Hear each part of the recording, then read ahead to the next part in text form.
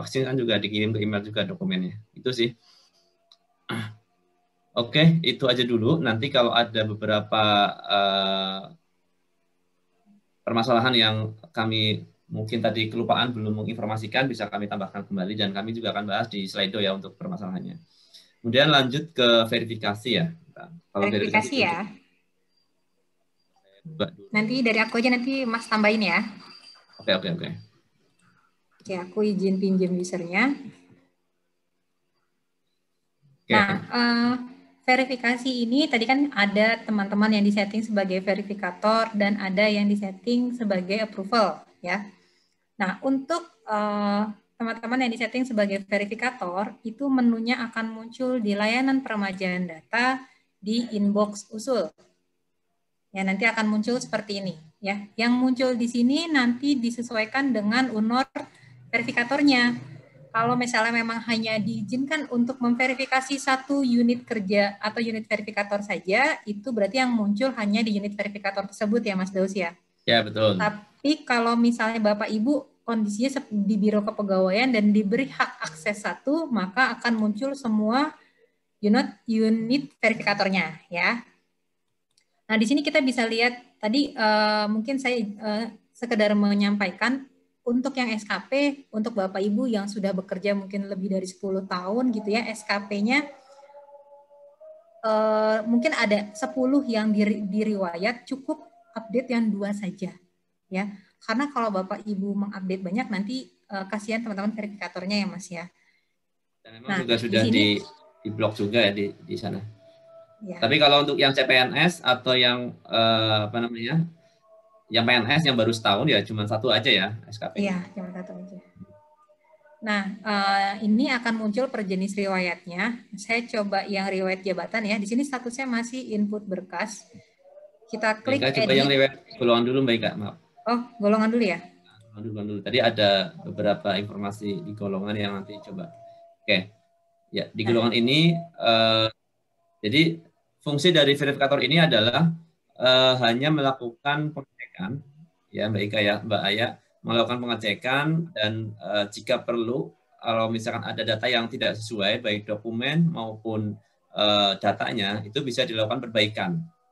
Ya, di situ misalkan Mbak Ika tadi kan mengajukan masa kerjanya 7 tahun 4 bulan.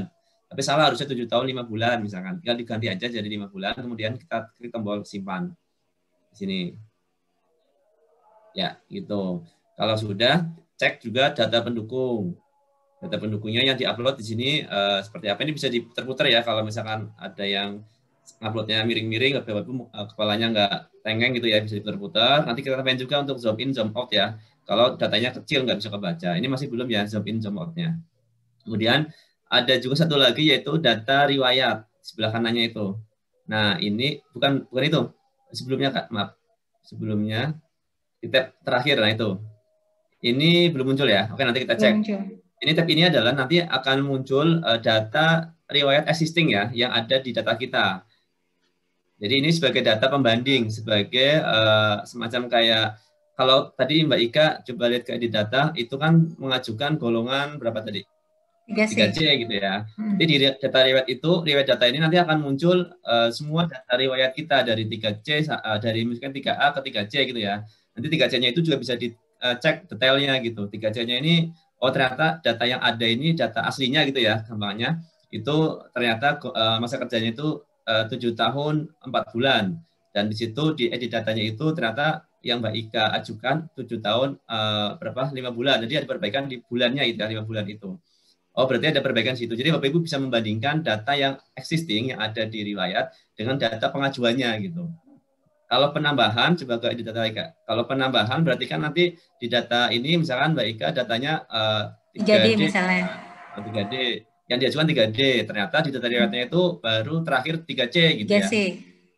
Maka ini berarti data penambahan dan Bapak Ibu bisa melakukan cross check kalau memang ada dikhawatirkan gitu ya orang ini memasukkan SK-nya atau apa gitu kan ya, seperti itulah kira-kira untuk fungsi dari data tab riwayat data. Ini memang kita cek lagi, ini harusnya muncul ya. Kemudian dokumen pendukung juga sama. Sebentar, aku ulang lagi dulu sebentar. Ya. Oh, emang belum Mas ya, oke nggak apa. Untuk dokumen pendukung juga sama. Kalau memang dokumen pendukungnya masih ada yang kiranya masih ada yang belum sesuai atau salah upload, bisa dilakukan upload perbaikan dokumen pendukungnya. Seperti itu ya. Ini tugas verifikator seperti itu untuk kita sebut sebagai ini ya, input detail. Ini step 3. Jadi Bapak Ibu juga perlu tahu juga nih terkait dengan nanti ke depan kalau Bapak Ibu melakukan penginputan datanya melalui permajaan data di SISN. Jadi sumber data itu ada dua sementara ini ya, dari MySAPK yaitu inputan dari ASN, kemudian dari operator atau petugas yang memiliki akses ke permajaan data SISN. Makanya di sini tuh sebenarnya stepnya udah step 3 ya, artinya step 1-2-nya ini udah dilakukan, udah dilalui dan dilakukan oleh PNS-nya langsung gitu. Tapi nanti kalau kita ngomongin permajaan data di SISN, nanti kita mulai dari awal, dari cari NIP, pilih prosedur dan lain-lain. Nanti akan juga ke input detail atau step 3 namanya kita. Nanti kita akan ada training sendiri ya Pak Ika ya, fintech sendiri untuk permajaan data. Tapi ini sebagai titik temu di sini input detail. Jadi bisa jadi sumber data dari inputan di permajaan data oleh Biro SDM misalkan, ada juga yang masuk melalui MySAPK gitu. Sumbernya ada 2 dan satu lagi nanti kalau sudah ada Simpeknas bisa ada 3 gitu kan sumber datanya. Jadi ini akan ada banyak sumber data nanti nggak cuma dari MySAPK tapi juga dari permajaan data di SISN maupun dari Simpek atau Simpeknas.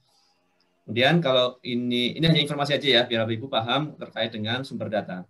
Dan selanjutnya, nah di sini adalah ringkasan ya, ringkasan step 4 ya, kita sebut sebagai verifikasi data, ringkasan data yang sudah di entry, barangkali dicek kembali ya untuk ringkasannya, kemudian data dukungnya apa, bisa dicek juga di sini SKP-nya, bisa dilihat secara detail lagi.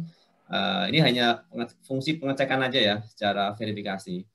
Jadi itu kalau oke, misalkan Bapak Ibu ada kesimpulan nih, oh ternyata data yang sudah di-upload oleh si ASN ini diindikasikan data palsu misalkan, atau memang belum saatnya dia naik pangkat gitu kan, atau jabatannya tidak sesuai, silahkan berikan rekomendasi. Nah ini adalah salah satu output tugas dari verifikator ya, memberikan rekomendasi kepada approval, apakah diterima atau ditolak, karena verifikator nggak bisa terima nolak gitu. Nah rekomendasi ini juga boleh diberikan catatan, ini catatan dari verifikator. Kenapa ditolak? Karena misalkan SK jabatannya tidak sesuai atau mungkin pendidikannya, ijazahnya tidak valid atau palsu dan lain-lain. Nanti bisa dilakukan pemberian catatan rekomendasi. Kalau terima, menurut verifikator ya klik terima gitu ya. Tapi ini bukan sebagai final ya. Ini hanya memberikan rekomendasi ke approval. Nah nanti ketika sudah dikirim, data ini akan akan dilihat oleh petugas approval di sisi instansi gitu ya. Nanti di instansi akan kelihatan apakah rekomendasinya diterima atau ditolak.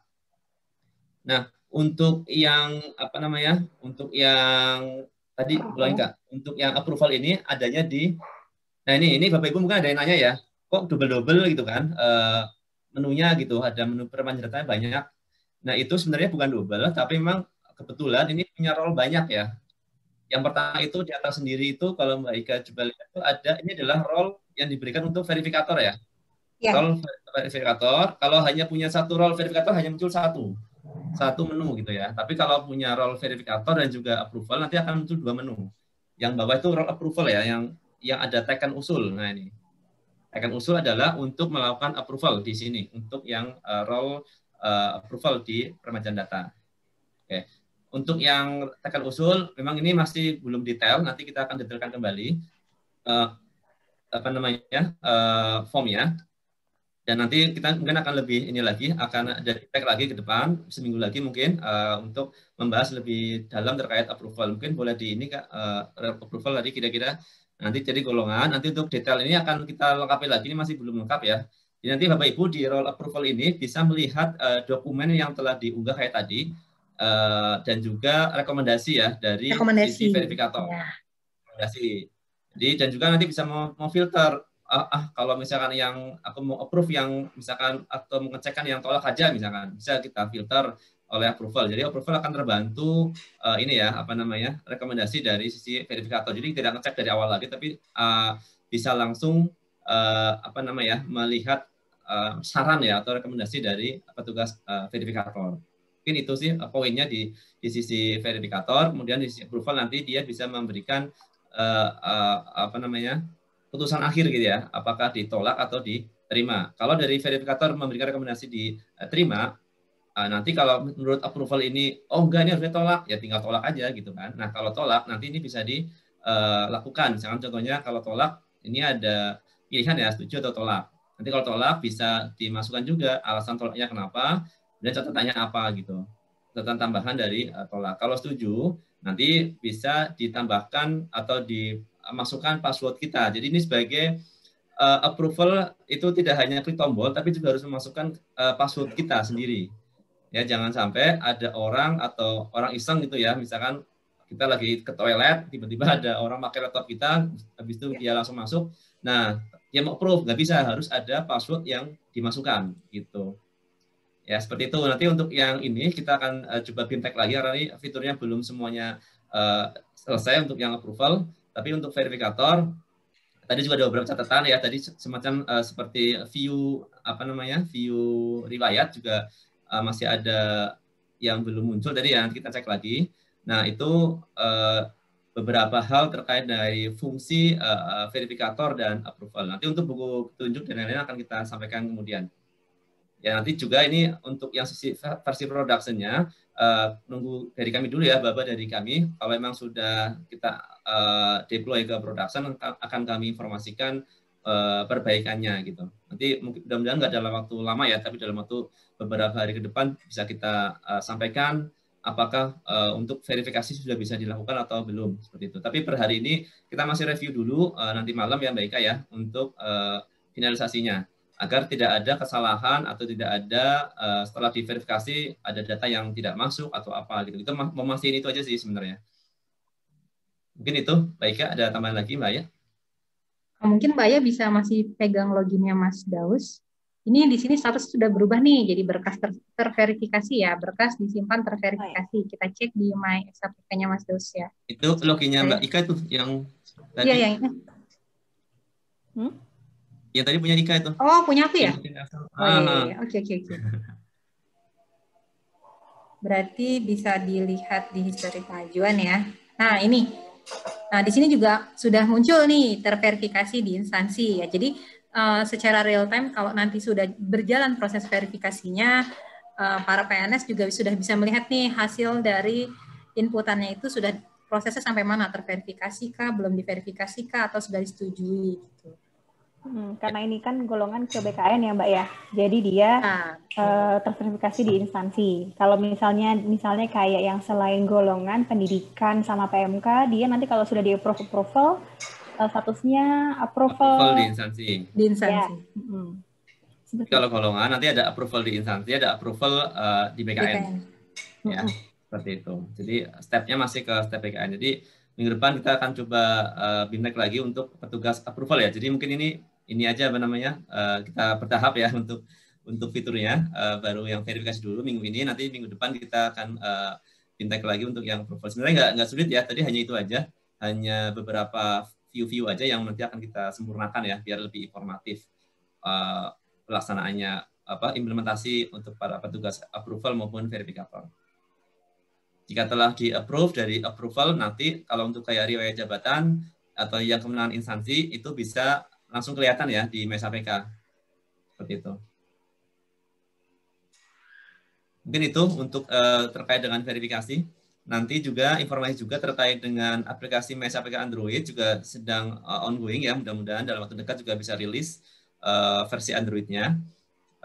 Nanti kalau versi Android sudah rilis, nanti bisa enak tuh mendapatkan push notification ya dari MySAPK dari Android gitu. Jadi ada muncul push-nya. Jadi akan kelihatan nanti kalau yang sudah terverifikasi bisa kita dapatkan informasi notifnya dari Android gitu. Tapi ini masih kita checking akhir ya, finishing untuk bisa rilis ke Play Store. Ini tuh. Oke, Mbak ya. Sekarang langsung aja masuk ke itu yang pertanyaan tadi, kalau yang masuk ke Slido apa sudah bisa direkap biar kita nggak kesore nih, udah jam 3:30.